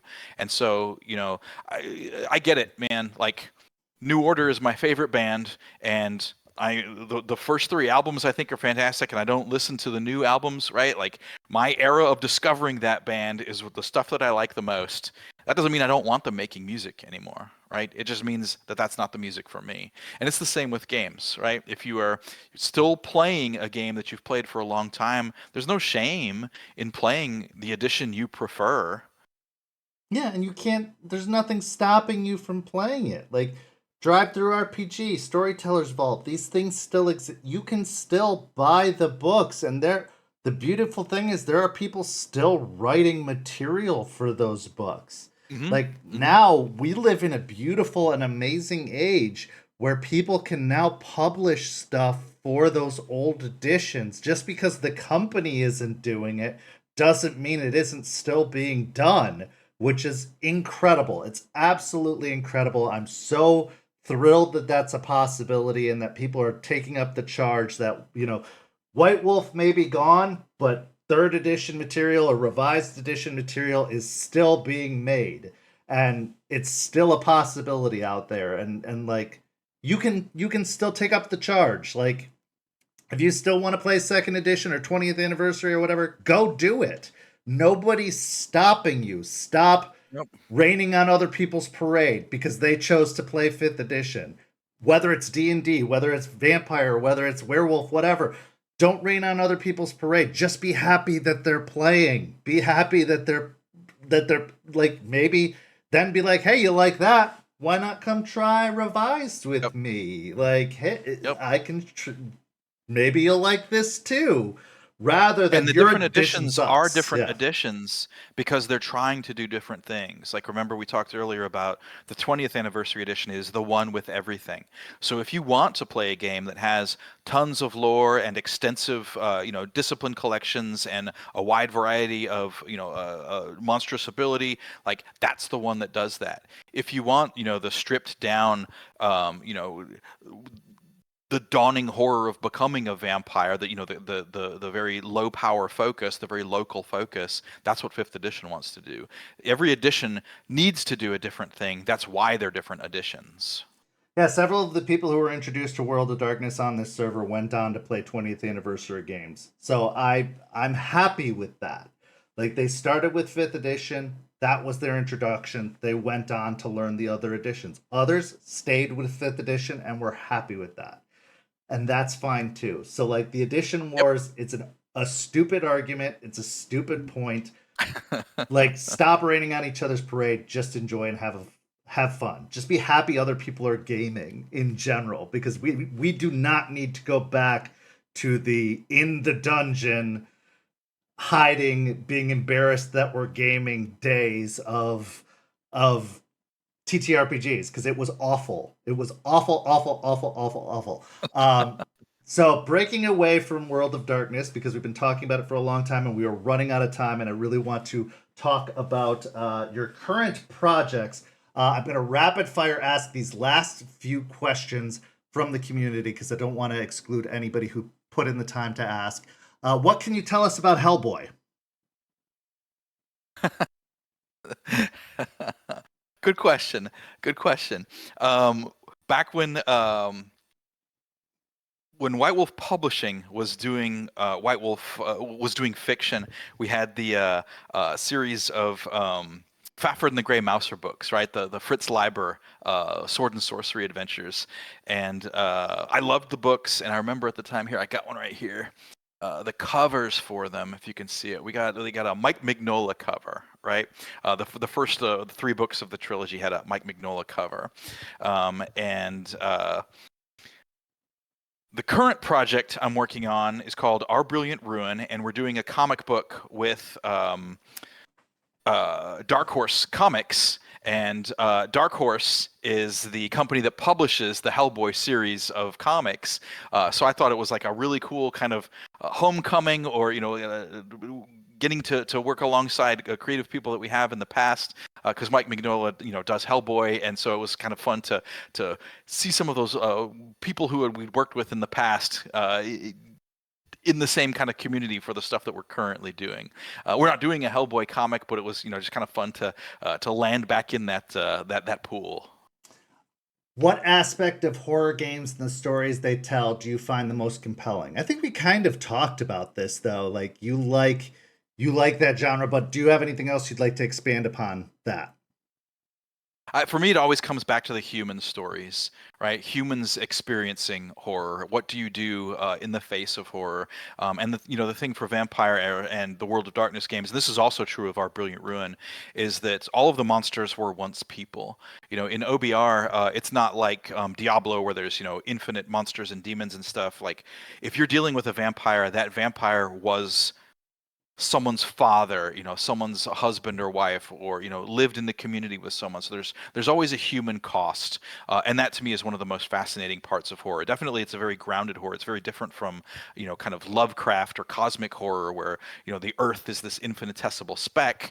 It kind of moves the camera around the opposite direction and says, these two people's relationship is the most important thing ever, and one of them is a monster. That's the stuff that I think has the most fertile ground for me. Outside of the World of Darkness related games, what are your favorite TTRPGs? Good question. Good question. I like, speaking of editions, I like kind of the old school feel of D&D way back when I first got into it. And so right now, I've got a group that's playing a game called Outcast Silver Raiders. Which is a kind of almost procedurally generated. Everything is randomly determined. It uses like really old. There's only the 3 classes. There's the fighter, the rogue, and the sorcerer. So I'm playing that. That's interesting. One of the things that I really think is cool right now too is a game called Mothership, which is a sci-fi. Think of playing Alien, right? There's something awful happening somewhere. You're slowly discovering it, and the horror of it intruding on whatever you're trying to do is the thrust of the game. You're dealing with stress. You're dealing with panic. You're dealing with whatever the actual problem is. You're running a intergalactic garbage scow, or you're delivering something to a space station, or holy crap, we landed on this planet and there's weird remnants of a non-human culture. What is going on here? It's beautiful. Oh, that sounds amazing. And then Väsen. I love Väsen, which is a Swedish game based on the art of Johan Egerkrans. It's just like mid to late 19th century in the Nordics, and you are dealing with discovering the difference. The veil between the monstrous world and the human world is starting to part, and so these monsters show up here and there, and you are doing something about them. Oh, that's So incredible. those are my 3 interests right now. I have not heard of any of those, but I am going to write all 3 of those down when I watch this back later, because I'd love to explore all 3 of them, because that sounds really, really, really cool. You bet. You're exposing me to new games that I've never heard of. That's incredible. So, what are your house rules, if any, and why do you use them? It depends on the game, of course. If I'm running something kind of combat focused, one of the ways I try to hasten combat is if you botch in combat or fumble or crit fail or whatever the system is, that's basically gives people an attack of opportunity, right? It basically throws one more action into the hopper there. So that's a house rule I use. One of the house rules I also use is, and it's not even really necessarily a house rule, but anytime that you succeed on something, if there's an opportunity for the player to add a detail to the world, I try to prompt that. for the player, right? So I look at when we are playing a campaign or chronicle together, we're telling a story together, and this isn't my creative tyranny. I'm not the dictator of the world. It's a back and forth. The players are co-creators with you, and so every opportunity that the players have to put add another feature to the world or say another truth about the world, I like to give that as an incentive of game whatever however it fits in the system there. Fantastic. What are your thoughts of pineapple on pizza? I'm not even going to ask this question the way it was written because I disagree with it entirely. So, what are your thoughts about pineapple on pizza? Is the way I'm going to word it. I think pineapple on pizza is easily one of the top 5 pizzas. One of the top 5 pizzas is ham, pineapple, jalapeno. Fantastic pizza. Okay, I'm going to just move on. What upcoming projects are you yourself most excited for in the world of TTRPGs? Now, I'm going to say that Our Beautiful Ruin, or Our Brilliant Ruin, which I have the book of, I am really excited about this. I have only started thumbing through it because I am moving, as many people know, and I'm in the process of unpacking. But I love this project, and I'd love for you to explain it to our audience, since obviously you are a very big part of it. If you could give them kind of an explanation of it, I think they'd love to hear about it because it is an incredible read so far, but I've only started to get into it, so I don't want to misrepresent it to them, if you could. Yeah. The hook for Our Brilliant Ruin is Downton Abbey meets Game of Thrones at the end of the world. So you've got the this kind of Gilded Age, upstairs, downstairs, Edwardian influenced social kind of conflict, right? You've got aristocrats who own everything, and true folk who make the world go round, and unbonded who are on the outside and trying to, change the status of the world. And of course, given my background in World of Darkness, and I love the sociological aspect, but there's different factions in there. 5 different aristocratic families you can belong to, or 5 different true folk guilds you can belong to. And so, all of these different factions are at odds with one another.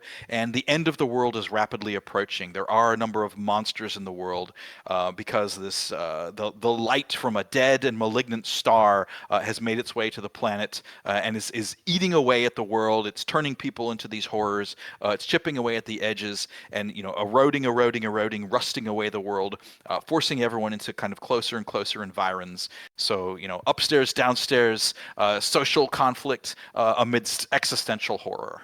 And it's got like elements of like steampunk to a certain, like it's got so many cool possibilities in it. Like just looking at the artwork, go check out the website. The game is free, you guys. Free in like PDF. You can It's get always it free on in PDF at Drive-Thru RPG. So you can get access to the PDF for free on Drive-Thru RPG. So you can check it out yourself. I definitely recommend it. It is definitely worth checking out at the very least. Go check it out. It's an awesome system. It's an awesome opportunity. Beautiful book. I love the art direction on it. It's not a historical game, but it's influenced by, kind of like the Edwardian aesthetics and, Art Deco and Art Nouveau. But I'd love to hear that you're enthusiastic about it. That's awesome. That's awesome. I love the art style. There's going to be an audio drama about it. Rachel Wilkinson's involved in it, who was a previous guest on here. So, you could go back and listen to that interview we did because she talked a little bit about it. There's also a comic book and coming out. all of the episodes for that audio drama are currently out now. It's called Clomore Heights. Go to Our Brilliant Ruin, the website, ourbrilliantruin.com, and it'll take you to the audio drama. Yes, the comic book is coming out starting in March. It's a 3 comic book series done with Dark Horse. It's written by Colin Bunn. It's illustrated by Christopher Mitten. Beautiful, beautiful, beautiful book. Yeah, so I can't say enough highly about it. I'm excited to dive into it, and I want to talk more about that, possibly in a future episode where we can get both you and Rachel on if you're up for it, because I'd love to explore more about this game, especially when I've had more chance to read about it and do some more homework on it so that we can delve more into it. But I think that it is an awesome opportunity because I do see a lot of the fingerprints of kind of the same influences of World of Darkness, because both you and Rachel had a lot of World of Darkness influence, obviously. Both of you contributed to World of Darkness in your own way. You strongly, obviously, did with your contributions, but Rachel also was a contributor to World of Darkness. And you can see it's a storytelling game in its own right. Obviously, the mechanics are different, Very much but so. it is very much a strong storytelling influence, and having alternatives to World of Darkness products is a beautiful thing. But it also does still appeal. So having other options out there is a beautiful thing. So I'd love to have you guys on to talk about it and discuss it more. But Our Brilliant Ruin, go check it out. It is for free in PDF form. And as Justin said, it will always be free in PDF form. So go get it for free right now. Like, don't wait. Just go download it after the episode is over. Don't tune out now. Like, stay till the end of the episode because we have our own giveaway. So stay for that. But for the last couple of questions, music is such a profound influence for many writers and creators. What would you say are some of your biggest musical influences? Oh, yeah, that one's easy. My top three are the same every year. George Michael, The Damned, and New Order. I would also probably put in the top five Cocteau Twins and Public Enemy. Fantastic. What question do you wish an interviewer would ask you, and what is your answer to it? So this one, there aren't any particular questions that I'm wanting to be asked. Like, one of the things that I like about doing these is hearing the questions that people ask, because it shows me how people play the game. It shows me, oh, they've been thinking critically about this, or oh, this obviously means a lot to them, so they're wanting to find out more about this. A lot of times when you play a game or read a book or watch a show or listen to music, you are kind of taking what's presented. You get the kind of end product there. And so the reason I like stuff like this is it sort of gives people a peek behind the creative process or behind the curtain, or, well, why was this decision made? And so it gives you more context there. So, it's not necessarily that I'm wanting to be asked a certain question. I just like the way the questions shape up because they show me it's important to, the individual or the community or the people who are playing. Would you ever have interest in contributing to the World of Darkness again? Like we were talking about earlier with things like Storyteller's Vault, where people can still publish. Like, not now that you're out of it in an official capacity, like you've got Studio Hermitage and you're creating new products. Would you ever still consider revisiting the World of Darkness and doing something independently? Or would you consider, maybe making your own type of version completely devoid of World of Darkness, but revisiting the horror genre and trying to, because I know Onyx Path or there are other companies out there that are trying to they're kickstarting their own version of something like it, but isn't World of Darkness. Would you try to revisit that genre again? I mean, I wouldn't rule it out. I've got, my home chronicle sedition could easily be turned into something for Storyteller's Vault, right? It's just a question of getting the notes together, and it's kind of funny because it's the same setting that I use in many different times, right? I've run many different games using the same setting. So it feels to me like I would probably do that as opposed to I mean, I'm not going to try to come up with a competitor or No, something no. that moves in the same spaces. I would go back to, I think, the one where I'm the most or have the most facility with it if I was doing something like that. So probably something for Storyteller's Vault where I did do something in World of Darkness again. That'd be amazing because I always see these people who have contributed for so long that either got burned out or got dissuaded because of the direction they saw the company go in or whatever, and it always hurts my heart because I'm always saddened to see what could have been, or that they had so much more that they wanted to give, and I'd rather be like, just keep giving. Like, if there are people out here that want to cheer you on and want to see more and want to see what you wanted to see happen still happen, and with the opportunity to still see independent published products, or to see like, well, this is my version. Like, I know Monty Cook published their version of World of Darkness for a minute there. It'd just be interesting. It'd be interesting to see Justin Achilli's take on vampire if he could have done it over again. You know, if he could have Vampire 6th edition, Justin Achilli style, you know, maybe something someday. It'd be interesting. That's all I'm saying. But yeah, let's go ahead and do our giveaway before we put a button on this thing. I know I've kept you longer than I promised I would, but I want to wrap this up. So for our giveaway, like I said, we are giving away this set of dice from Ember Fox Dice. So put in the hashtag Justin to be in the running for that. And we are about to do the drawing for that in just a minute. We are also giving away a set of the Discipline deck for Vampire the Masquerade 5th edition. That is also going to be drawn. But first, we're going to do the drawing for those dice. Out of the viewers tonight, the winner for the dice is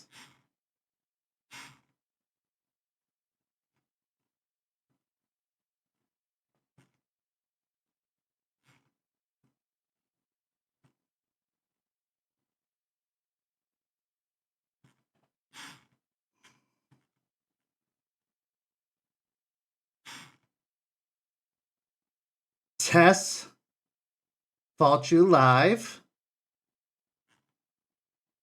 And the winner for the Discipline deck is